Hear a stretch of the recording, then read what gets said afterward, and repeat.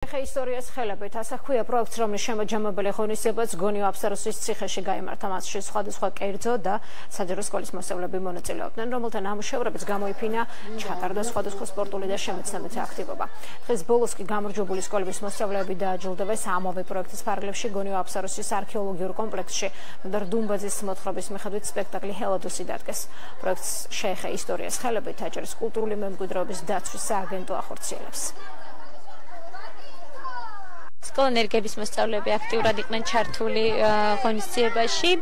მოწვეული ვიყავით რამდენიმე თვის წინ დაამზადეს რომაული ლეგიონერებისთვის ფარები, ასე ვთქვათ, და ვფიქრობ, რომ მსგავსი ღონისძიებები ძალიან მნიშვნელოვანია მოსწავლეების ცნობიერების ამაღლების კუთხით. რაც შეეხება სპექტაკლს, ეს არის დუმბაძის ჰელადოსი, თემა, რომელიც საუბრობს სამშობლოზე, სიყვარულზე, მეგობრობაზე, შენდობაზე, პატიებაზე, ან ჯგუფზეც.